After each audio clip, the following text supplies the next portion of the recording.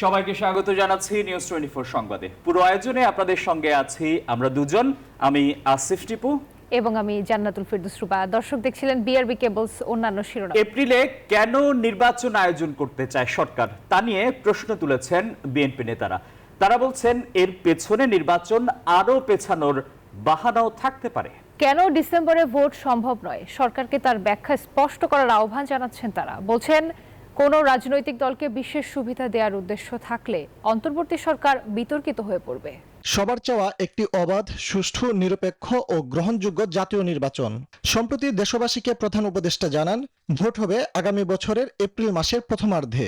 নির্বাচনের এই সময় নিয়ে রাজনৈতিক অঙ্গনে চলছে তুমুল আলোচনা। বিএনপি সহ বেশিরভাগ দল মনে করে সময়টি নির্বাচনের জন্য যথাযথ নয়। তারপরও কেন এই সময় নির্ধারণ তা জনগণের কাছে স্পষ্ট করা আহ্বান বিএনপির এই জ্যেষ্ঠ নেতার। ভোট আরও পেছানোর বাহানা থাকতে পারে এমন সন্দেহ করছেন তিনি। আমি ডিসেম্বরে করতে পারবো না কেন, আর এপ্রিল মাসে নির্বাচন করলে সেই বাধাটা থাকবে না, সেটা কি? সেটাও তো জনগণের সঙ্গে একটা ব্যাখ্যার দরকার। তাহলে সবকিছু মিলেই দেখা যায় April is not a suitable time at all. এখন কে বা কাহারা ওনাকে যদি বুদ্ধি দিয়ে থাকে, তাহারাই এপ্রিল মাসে বলবে যে এখন সম্ভব না, তাহলে কি পিছাও, আবার জুন আসলে আবার কোনটা আসবে জানি না। ঈদের ছুটিতে বিভিন্ন জেলায় মানুষের সঙ্গে ঈদ শুভেচ্ছা বিনিময় করছেন বিএনপি নেতারা। তাদের কণ্ঠেও উঠে এসেছে নির্বাচন প্রসঙ্গ। যত শীঘ্র সম্ভব একটি রাজনৈতিক সরকার প্রতিষ্ঠার জন্য আমরা এখনো কথা বলে যাচ্ছি গণতান্ত্রিক প্রক্রিয়ার মধ্য দিয়ে। জনগণের কাছে তাদের হারানো যে অধিকার প্রয়োগের ক্ষমতা সেটি ফিরিয়ে দেওয়া, অর্থাৎ গণতন্ত্র ফিরিয়ে দেওয়ার জন্য আপনারা উদ্যোগ গ্রহণ করুন। তা না হলে যে ঘটনাটি ঘটবে সেই ঘটনাটি কারো জন্যই খুব সুখকর হবে না। এদিকে নয়াপল্টনে সাংবাদিকদের সঙ্গে ঈদ পরবর্তী শুভেচ্ছা বিনিময় করেন বিএনপির সিনিয়র যুগ্ম মহাসচিব রুহুল কবির রিজভী। বলেন, বিএনপি যা চায় তার বিপরীতে থাকাই কিছু উপদেষ্টার উদ্দেশ্য। এই যে ধর্মীয় এই সময় যে অনুষ্ঠানগুলি, এর আমেজ এক ধরনের, আর নির্বাচনী আমেজ আরেক ধরনের। তো এটা কিভাবে এটার সাথে সঙ্গতিপূর্ণ হয় এটা আমার জানা নাই। এটা এক ধরনের মানে উদ্দেশ্য নিয়ে অথবা অন্য কিছু নিয়ে দুই একটি রাজনৈতিক দল এই কথাটি বলছেন এবং সরকারের উপর তারা প্রভাব বিস্তার করছেন বলে আমার মনে হয়, এবং সরকারকে তাদের পথে নিয়ে আসার চেষ্টা করছেন। সুষ্ঠু ও নিরপেক্ষ নির্বাচন না হওয়া পর্যন্ত বিএনপি আন্দোলনের মাঠেই আছে বলছেন বিএনপি নেতারা। ফজলে রাব্বি সৌরভ, নিউজ 24, ঢাকা। সরকার ঘোষিত নির্বাচনের সময় নিয়ে আপত্তি দেখছেন না জাতীয় নাগরিক পার্টি এনসিপি। তবে ভোটের আগে সংস্কার ও গণহত্যার বিচার সম্পন্ন দেখতে চায় দলটি। ঈদের ছুটিতে নিজ নিজ জেলায় গেছেন এনসিপি নেতারা, শুভেচ্ছা বিনিময় করছেন নেতাকর্মীদের সঙ্গে। সেখানে উঠে আসছে নির্বাচন প্রসঙ্গ। প্রতিনিধিদের পাঠানো তথ্য এবং ছবিতে ডেস্ক রিপোর্ট। ঈদকে সামনে রেখে বিভিন্ন দলের বেশিরভাগ সিনিয়র নেতারাই ছুটে গেছেন নিজ নিজ এলাকায়। শুভেচ্ছা বিনিময় করেছেন তৃণমূলের নেতাকর্মীদের সঙ্গে। তাদের আলোচনায় ঘুরে ফিরে উঠে এসেছে জাতীয় সংসদ নির্বাচনের সময় প্রসঙ্গ। পঞ্চগড়ে নিজ এলাকায় সহযোদ্ধা হাসনাত আব্দুল্লাহকে নিয়ে নেতাকর্মীদের সঙ্গে ঈদ শুভেচ্ছা বিনিময় করেন এনসিপি নেতা সার্জিস আলম। এ সময় তিনি বলেন, নির্বাচনকালীন সংস্কার নিশ্চিত করা এবং বিচার প্রক্রিয়া দৃশ্যমান হলে ঘোষিত সময়ে জাতীয় নির্বাচনে তার দলের আপত্তি নেই।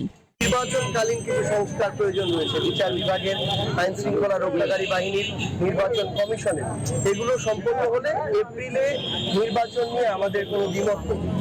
রংপুরে শান্তি সমাবেশে অংশগ্রহণ শেষে নিউজ 24 এর সঙ্গে নির্বাচন নিয়ে কথা বলেন এনসিপির অপর নেতা আখতার হোসেন। নির্বাচনের সময়কাল ঘনিয়ে আসলে সে সময়টাতে দেশের প্রেক্ষাপট জাতীয় স্বার্থকে বিবেচনায় নিয়ে দলীয় কর্মসূচি এবং ভাবাদর্শগত মিলের জায়গাগুলোকে বিবেচনায় নিয়ে যদি জোটের প্রয়োজন বৃহত্তর স্বার্থে দরকার পড়ে, সেক্ষেত্রে আমরা জোটের দিকে অগ্রসর হতে পারি। এদিকে কুমিল্লায় নিজ এলাকায় সাংবাদিকদের সঙ্গে আলাপকালে স্থানীয় সরকার উপদেষ্টা আসিফ মাহমুদ সজীব ভুইয়া বলেন, প্রধান উপদেষ্টার ঘোষিত সময় অনুযায়ী বিস্তারিত রোডম্যাপ ঠিক করবে নির্বাচন কমিশন। নির্বাচনের রোডম্যাপ তো হয়নি, একটা ডেট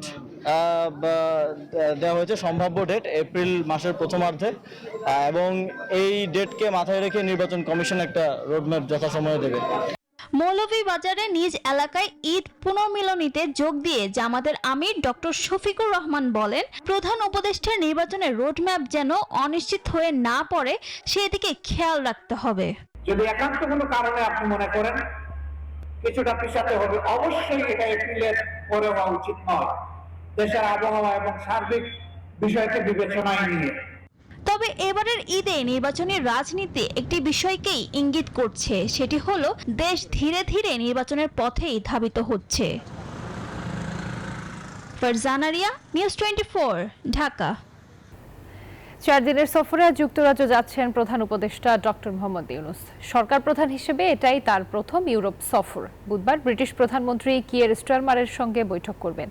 বৃহস্পতিবার দেখা করবেন ব্রিটিশ রাজা তৃতীয় চার্লসের সঙ্গে। পররাষ্ট্র মন্ত্রণালয় বলছে, পাচারের অর্থ ফেরানোর আলোচনা অগ্রাধিকার পাবে এই সফরে। লন্ডনে ডক্টর ইউনূসের সঙ্গে বিএনপির ভারপ্রাপ্ত চেয়ারম্যান তারেক রহমানের সাক্ষাৎ হওয়ার সম্ভাবনা রয়েছে। এছাড়া সরকার প্রধানের সঙ্গে দেখা করতে চান শেখ হাসিনার ভাগ্নি ও ব্রিটিশ এমপি টিউলিপ সিদ্দিক। পরোয়ানা না থাকায় সাবেক রাষ্ট্রপতি আব্দুল হামিদকে গ্রেপ্তার করা হয়নি, জানিয়েছেন স্বরাষ্ট্র উপদেষ্টা মোহাম্মদ জাহাঙ্গীর আলম চৌধুরী। সোমবার যাত্রাবাড়ী থানা পরিদর্শন শেষে একথা জানান তিনি। রোববার দিবাগত রাত 1:30টার দিকে দেশে ফেরেন আব্দুল হামিদ।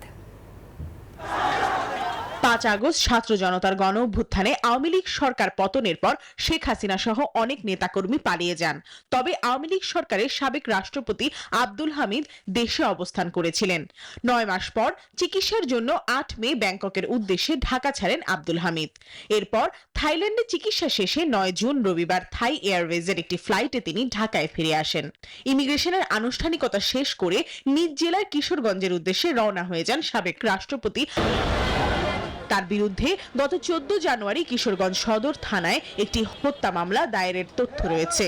এই বিষয়ে স্বরাষ্ট্র উপদেষ্টা বলেন, সাবেক রাষ্ট্রপতির বিদেশে যাওয়াকে কেন্দ্র করে কিশোরগঞ্জের এসপিও তদন্ত কর্মকর্তার বিরুদ্ধে যে ব্যবস্থা নেওয়া হয়েছিল, নির্দোষীরা যেন কোনো অবস্থায় সাজা না পায়, এই জন্য আমাদের ইনভেস্টিগেশনটা করতে দেন। যদি ইনভেস্টিগেশন করার পর যে দোষী হোক না কেন, কাউরে আইনের বাইরে থাকা হবে না, তারা আমরা অবশ্যই আইনের আওতায় নিয়ে আসবো। তারা ওইভাবে প্রমাণিত না হলে তারা আমি কেন একটা নির্দোষ লোকের কেন আমি সাজা দেব। সকালে রাজধানীর যাত্রাবাড়ী থানা পরিদর্শন শেষে একথা বলেন স্বরাষ্ট্র উপদেষ্টা। তিনি আরো বলেন, আব্দুল হামিদের বিরুদ্ধে পরোয়ানা নেই বলেই গ্রেপ্তার করা হয়নি তাকে। উপদেষ্টাদের একটা 3 জনের একটা কমিটি হয়েছে, ওনাদের একটা রিকমেন্ডেশন দিছে। ওই রিকমেন্ডেশনটা পাওয়ার পরে ওনাদের যদি দোষী হয় ওনাদের ব্যবস্থা নেওয়া হবে, যদি দোষী না হয় ওনাদের আবার যার জায়গায় ফেরত হবে। আব্দুল হামিদ আওয়ামী লীগের সময় 2013 থেকে 2023 সাল পর্যন্ত টানা 2 মেয়াদে বাংলাদেশের রাষ্ট্রপতি হিসেবে দায়িত্ব পালন করেছেন। প্রমা চৌধুরী, নিউজ 24, ঢাকা। সরকারি তৎপরতায় এবার চামড়া কম নষ্ট হয়েছে, জানিয়েছেন শিল্প উপদেষ্টা আদিলুর রহমান। রোববার দুপুরে সাভারে চামড়া শিল্পনগরী পরিদর্শন করেন তিনি। বলেন, এবার অনেকে কাঙ্ক্ষিত দাম পাননি, তবে লবণজাত চামড়ার দর ঠিকই আছে। নষ্টর অবস্থাটা কিন্তু খুবই কম, যেটা হচ্ছে আপনার কিছু জায়গায় হয়েছে, যেটা চিটাংটা সামনে এসেছে, কিছু জায়গায় এটা সমস্যা হয়েছে। এছাড়া জেনারেলি ওভারঅল পিকচার যেটা, সেটা কিন্তু আমরা সারা দেশ থেকে ডিসিজের মাধ্যমে যা পাচ্ছি, এটা আসছে। মাত্র তো শুরু হলো, এটা আস্তে আস্তে আরো কিছু সময় লাগবে। আমরা খুব খারাপ দেখি নাই। দেশে বাড়ছে করোনার সংক্রমণ, তবে নতুন দুটি ধরন নিয়ে কিছুটা শঙ্কার কথা বলছেন বিশেষজ্ঞরা। তারা বলছেন, নতুন এই ধরন মানুষের শরীরের প্রতিরোধ ক্ষমতা ভেঙে ফেলতে পারে, এদের সংক্রমণের মাত্রাও বেশি। এমন অবস্থায় এখনই সতর্ক হওয়ার পরামর্শ দিচ্ছেন তারা। বলছেন, বিদেশ ভ্রমণের ক্ষেত্রে থাকতে হবে বাড়তি সতর্ক, মানতে হবে স্বাস্থ্যবিধি। মাজহারুল ইসলামের রিপোর্টে বিস্তারিত। দেশে আবারও বাড়ছে করোনা ভাইরাসের প্রকোপ। কিছুদিন ধরেই বাড়ছে আক্রান্তের হারও। বিশেষজ্ঞরা বলছেন, করোনার ধরন ওমিক্রনের 2টি উপধরন এর জন্য দায়ী। নতুন এই 2টি করোনার সাব ভেরিয়েন্ট দ্রুত ছড়িয়ে পড়ছে, ফলে বাড়ছে সংক্রমণের হার। দেশে গেল মে মাস থেকে বাড়ছে করোনার পরিস্থিতি। সতর্কতা হিসেবে জনসমাগমে মাস্ক পরার অনুরোধ জানিয়েছে স্বাস্থ্য ও পরিবার কল্যাণ মন্ত্রণালয়। ঈদের ট্রেনের ফিরতি যাত্রায় যাত্রীদের মাস্ক পরা সহ স্বাস্থ্যবিধি মেনে চলার পরামর্শ দেওয়া হয়েছে। বিশেষজ্ঞরা বলছেন, কয়েক বছর ধরে মানব শরীরে করোনার প্রতিরোধ ক্ষমতা গড়ে উঠেছে, তবে নতুন 2টি ধরন সেই প্রতিরোধ ক্ষমতা ভেঙে দিতে সক্ষম। নতুন ধরনের ভেরিয়েন্টের রিপোর্ট হয়েছে। এর মধ্যে ইম্পর্টেন্ট হচ্ছে NB1.8.1 এবং LF.7। অবিরত বিভিন্ন ধরনের মিউটেশনের ফলে এই স্ট্রেইনগুলির একটা সক্ষমতা অর্জন করেছে যে এটি খুব দ্রুত আমাদের ছড়িয়ে পড়ছে এবং এতে যে ধরনের প্রতিরোধ ক্ষমতা আমাদের মধ্যে ছিল সেই প্রতিরোধ ক্ষমতাকে সে ভেঙে ফেলতে পারে। তবে আতঙ্কিত না হয়ে সতর্ক থাকার পাশাপাশি বিদেশ ভ্রমণের ক্ষেত্রে বাড়তি সতর্ক থাকার কথাও বলছেন বিশেষজ্ঞরা। তারা বলছেন কেউ বিদেশ থেকে এলে তার স্ক্রিনিং প্রয়োজন। এ ব্যাপারে জনসচেতনতা প্রয়োজন, পাশাপাশি যারা আন্তর্জাতিক ভ্রমণে যাবেন তাদের জন্য যথেষ্ট সতর্ক থাকতে হবে। যখন তারা দেশে ফিরে আসবেন পয়েন্ট অফ এন্ট্রিগুলোতে তাদের স্ক্রিনিং প্রয়োজন। 2020 সালের 8 মার্চ দেশে প্রথম করোনা শনাক্ত হয়, যাতে আক্রান্ত হয় 20 লাখের অধিক মানুষ, মৃত্যু হয় 30,000-এর বেশি মানুষের। মাজহারুল ইসলাম, নিউজ 24, ঢাকা। ঈদের ছুটিতে রাজধানীতে বিনোদনের খোঁজে বের হওয়া মানুষের ভিড় লক্ষ্য করা গেছে নানা স্থানে। বিশেষ করে বসুন্ধরা সিটি টগি ফান ওয়ার্ল্ডে শিশুরা যেন খুঁজে পেয়েছে ঈদের এক নতুন আনন্দ ভুবন, জানাচ্ছেন মরিয়ম আজিজ মৌরিন। বসুন্ধরা সিটি টগি ফান ওয়ার্ল্ডে ঢুকলেই চোখে পড়ে প্রযুক্তি নির্ভর রাইড, রঙিন লাইট আর আনন্দে মেতে ওঠা শত শত শিশু কিশোর। ঈদের আনন্দ যেন এখানে এসে পেয়েছে এক নতুন মাত্রা। টগি ফান ওয়ার্ল্ডে খুব মজা করতেছে, পাশাপাশি আমরাও খুব ভালো লাগতেছে আমাদের এসে। এখানে স্পেশাল ডেজে আসলে বাচ্চারা একটু সারাদিন ডে স্পেন্ড করতে পারে, so that's why we plan that এখানে বাচ্চাদেরকে সকাল সকাল এনে খেলাধুলা করিয়ে তারপরে আমরা বাসায় যাব। শুটিং ম্যানিয়া, টুবিন টুইস্ট, হর্স রেসিং এর মতো আধুনিক সব গেম রয়েছে বসুন্ধরা সিটির টগি ফান ওয়ার্ল্ডে। আরো রয়েছে ছোটদের জন্য সফট প্লে জোন, খেলতে খেলতে শিশুরা শিখছে বিজ্ঞানের নানা দিক, আর বড়দের জন্য রয়েছে বিনোদনের নানা আয়োজন। আমার এখানে এসে খুব ভালো লাগতেছে। আমি একটা ফিশিং গেম খেলছি, প্রত্যেকটা রাইডই খেলবো। অনেক মজা লাগছে, যেহেতু এখানে 17 পর্যন্ত লেভেল। শিশুদের জন্য নিরাপত্তা ব্যবস্থা, 100-র বেশি রাইড ও গেম নিয়ে টগি ফান ওয়ার্ল্ডে রয়েছে আকর্ষণীয় কিছু প্যাকেজ। আমরা এখানে নিরাপত্তার জন্য হাই সিকিউরিটি মেনটেন করেছি এবং আমাদের 30 জন নিরাপত্তা কর্মী আমরা এই নিরাপত্তার জন্য নিয়োজিত রেখেছি। পরিবার নিয়ে কাটানোর সময়, হাসি মুখ আর স্মৃতিময় মুহূর্ত সব মিলিয়ে টগি ফান ওয়ার্ল্ড হয়ে উঠেছে ঢাকাবাসীর ঈদ আনন্দের এক নতুন ঠিকানা। মরিয়ম আজিজ মৌরিন, নিউজ 24, ঢাকা। বসুন্ধরা সিটির টগি ফান ওয়ার্ল্ডে আছেন আমাদের সহকর্মী শাহরিয়ার শমিক, সরাসরি যুক্ত হচ্ছে তার সাথে। শমিক, টগি ফান ওয়ার্ল্ডে দর্শনার্থীর সমাগম কতটা দেখছেন?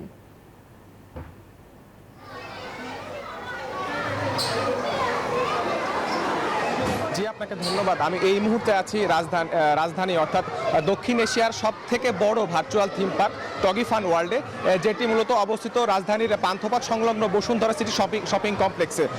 তো আপনারা জানেন যে বসুন্ধরা সিটি শপিং কমপ্লেক্সের লেভেল 9 থেকে কিন্তু 17 পর্যন্ত কিন্তু টগি ফান ওয়ার্ল্ড এখানে অবস্থিত। এবং সব থেকে বড় বিশেষত্বর জায়গা যেটি বলতে চাই যে এখানে সব থেকে বড় বিশেষত্বর জায়গা হচ্ছে 2 বছর থেকে শুরু করে প্রাপ্তবয়স্ক ও যে কোনো বয়সীদের জন্যই কিন্তু এখানে বিভিন্ন ধরনের রাইড কিন্তু এখানে আছে।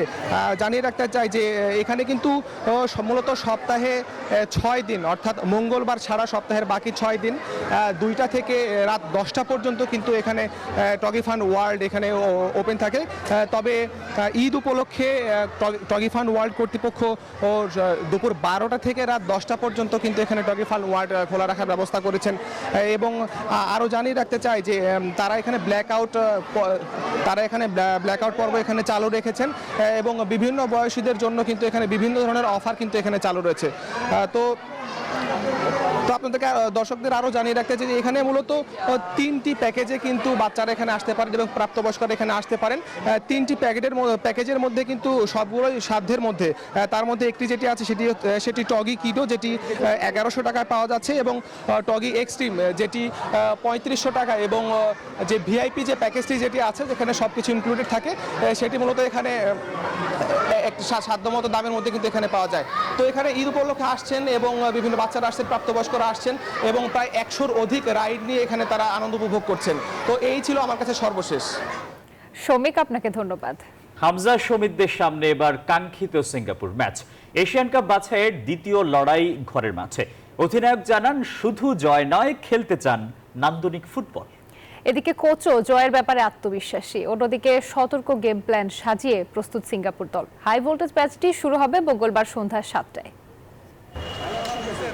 বাংলাদেশ জাতীয় ফুটবল দলের ম্যাচ নিয়ে এত উন্মাদনা বহুদিন দেখা যায়নি। সিঙ্গাপুরের বিপক্ষে একটা জয় হয়তো ফুটবলের এই নবজাগরণটা টিকিয়ে রাখবে শক্ত হাতে। অধিনায়ক জামাল ভুঁইয়া জানান শুধু জয়ের জন্যই নয়, সমর্থকদের নান্দনিক ফুটবলও উপহার দিতে মাঠে নামবে পুরো দল।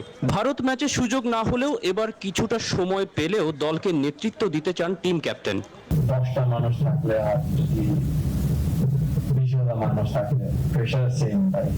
And we have to perform now, so it doesn't matter how many people come to watch the match. End of the day, we have to win, we have to perform for our country. So chaos win, it doesn't matter for us. We have to win, we have to perform. Group পর্বের সমীকরণটা জানা আছে সবার। Hong Kong, Bharat আর সিঙ্গাপুরকে 2 লেগের খেলায় পেছনে ফেলে টেবিলের শীর্ষে থাকলেই এশিয়ান কাপের মূল পর্বে খেলতে পারবে হামজা সমিত্রা। সিঙ্গাপুরও বেশ শক্ত প্রতিপক্ষ। কোচ হাভিয়ের ক্যাব্রেরাও সেভাবেই সাজিয়েছেন পুরো পরিকল্পনা। সিঙ্গাপুরের আক্রমণ বেশ ভালো। ম্যাচটা অবশ্যই ভুটানের চেয়ে অনেক কঠিন হবে। আমার বিশ্বাস আমার কোচিং প্রক্রিয়াটা টিমের সব খেলোয়াড়দেরই সঠিক সমাধান দিয়েছে। ভারত ম্যাচের পর এখন আমরা অনেক শক্তিশালী দল। আশা করছি এই গ্রুপ থেকে এশিয়ান কাপের মূল পর্বে খেলবো আমরাই। প্রতিপক্ষ জানে এবারের বাংলাদেশ দল আগের তুলনায় কতটা ভিন্ন। হামজা, সমিত, ফাহমিদুল্লাহ যে কোনো মুহূর্তে ম্যাচের ভাগ্য নির্ধারণ করে দিতে সক্ষম। সিঙ্গাপুরের জাপানিজ কোচ সুতোমো ওগুরা চিন্তিত ঘরের মাঠে লাল সবুজদের দলগত কম্বিনেশন নিয়ে। ঠিক মনে করতে পারছি না, তবে অনেক দেশ থেকে বাংলাদেশের হয়ে খেলতে অনেক ফুটবলার এসেছেন। কানাডা থেকে, ইংলিশ প্রিমিয়ার লিগ থেকে, আরো অনেক জায়গা থেকে। তবে শুধু হামজা বা সমিত নয়, পুরো দলের বিপক্ষে আমাদের টক্কর দিতে হবে। 3 পয়েন্ট পেতে হলে ইকসান ফান্দিদের পাল্টা আক্রমণও ঠেকাতে হবে তপু তারেকদের।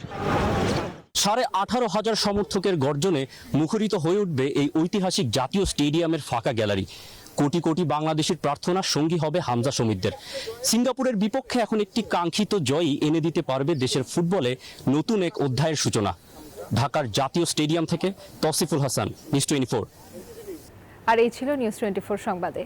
এতক্ষণ আমাদের সঙ্গে থাকায় সবাইকে ধন্যবাদ।